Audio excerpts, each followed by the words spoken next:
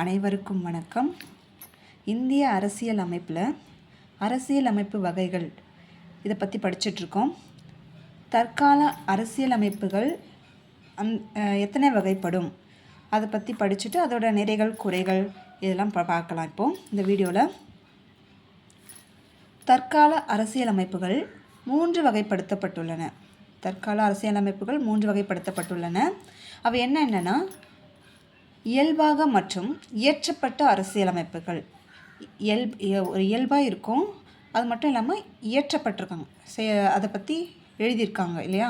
இயற்றப்பட்ட அரசியலமைப்புகள், எழுதப்பட்ட மற்றும் எழுதப்படாத அரசியலமைப்புகள். எழுதி வச்சுருக்காங்க ஒரு ஆவணத்தில், அது மற்றும் எழுதப்படாத அரசியலமைப்புகளும் இருக்குது அப்படிங்கிறாங்க. அடுத்து நெகிழா மற்றும் நெகிழும் அரசியலமைப்புகள். நெகிழா மற்றும் நெகிழும் அரசியலமைப்புகள் அதை பற்றி இப்போது இந்த 3 வகைகளை பற்றி ஒன்றா பார்க்கலாம். இயல்பான மற்றும் இயற்றப்பட்ட அரசியலமைப்புகள் அப்படின்னா என்ன அப்படின்றத ஒவ்வொன்றா பார்க்கலாமா. விதிமுறைகளின் வளர்ச்சி, தேவை இவைகளில் அடிப்படையில் உருவானதுதான் இயல்பான மற்றும் பரிணாம வளர்ச்சியினால் உருவாக்கப்பட்ட அரசியலமைப்பு. ஒரு விதிமுறையில் வளர்ச்சி, ஒரு நாட்டோட வளர்ச்சி, தேவை இதோட அடிப்படையில் தான் உருவானது தான் இந்த இயல்பான மற்றும் பரிணாம வளர்ச்சியினால் உருவாக்கப்பட்ட அரசியலமைப்பு அப்படின்னு சொல்கிறாங்க. அடுத்து பரிணாமத்தின் உச்சக்கட்டமாக, பரிணாம நாட்டு மக்களுடைய பெருக்கம் சொல்கிறாங்க இல்லையா, அது மாதிரி பரிணாமத்தின் உச்சக்கட்டமாக நாட்டில் உள்ள அரசியலமைப்பிற்கு வடிவம் கொடுக்கப்பட்டுள்ளது. அரசியல் அமைப்புகள் தயாரிக்கப்படவில்லை. நம்மளோட நாட்டில் அரசியலமைப்புகள் தயாரிக்கப்படவில்லை அப்படின்னு சொல்கிறாங்க. ஆனால் கடந்த காலத்தில் ஏற்பட்டு தொடர்ந்து வளர்ந்த பழக்க வழக்கங்களும் நடைமுறைகளும் மரபுகளும் பஞ்சாயத்துக்களில் எடுக்கப்பட்ட தீர்மானங்களும் விதிமுறைகளும் தான் அரசியலமைப்பு ஏற்பட காரணங்களாக இருந்தன. ஆனால் எப்போவுமே நான் கடந்த காலத்தில் என்ன பண்ணுவாங்கன்னா, பஞ்சாயத்து வைப்பாங்க. ஏதோ ஒரு தவறு நடந்துச்சுன்னா பஞ்சாயத்து வச்சு அங்கே தீர்மானங்கள் எடுப்பாங்க இல்லையா. அந்த பழக்க வழக்கத்தை வச்சு தான் இவங்க அரசியலமைப்பு கொண்டு வந்தாங்கன்றாங்க. அப்புறம் இயற்றப்பட்ட அரசியலமைப்பு முழுக்க மனிதனின் முழு முயற்சினால் இயற்றப்பட்டதே ஆகும். இந்த இயற்றப்பட்ட அரசியலமைப்பு எப்படி உருவாச்சுன்னா, மனிதனால் முழு முயற்சினால் உருவாக்கப்பட்டது, இயற்றப்பட்டது அப்படின்னு சொல்கிறாங்க.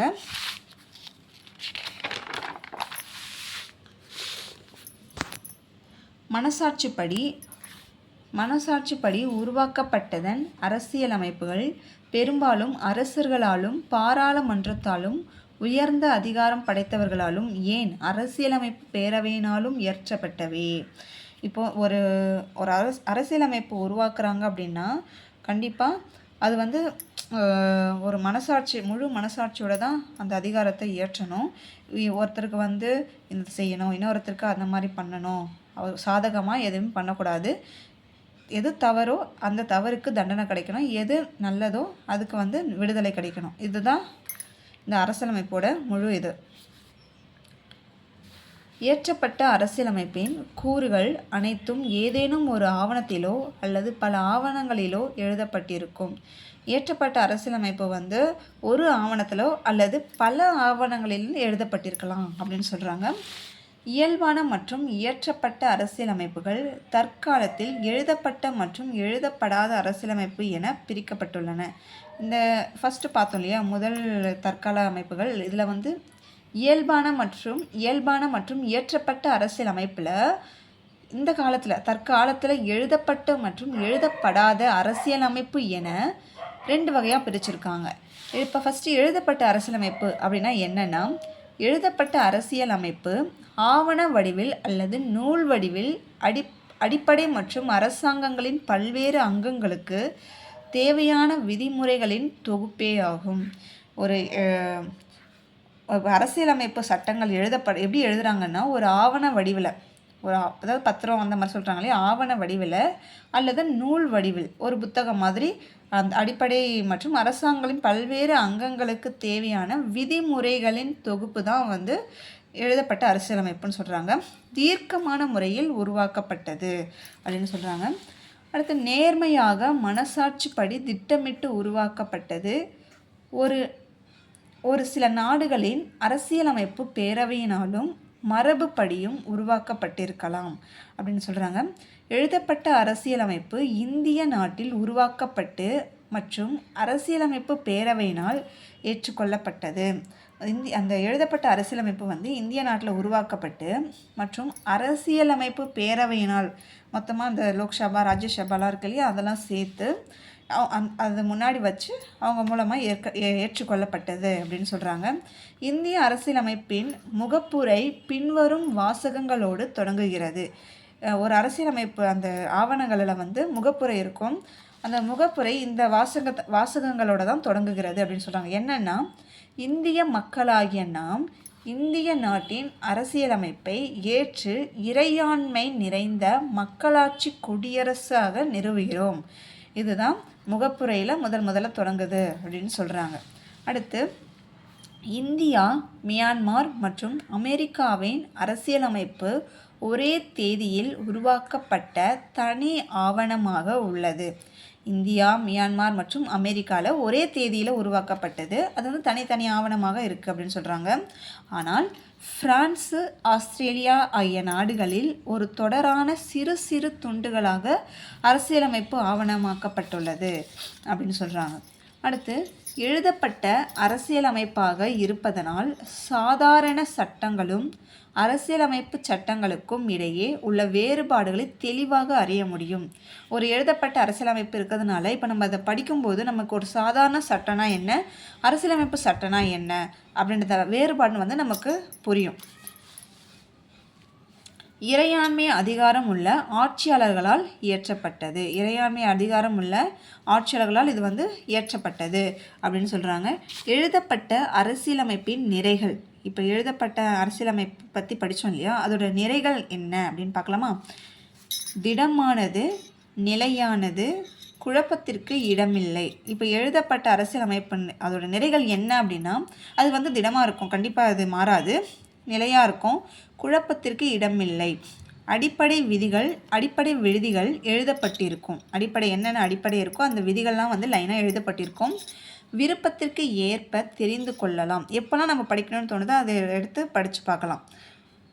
அரசாங்க அங்கங்களின் அதிகாரம் மற்றும் நிர்வாக அமைப்பு முறைகள் வரையறுக்கப்பட்டுள்ளன.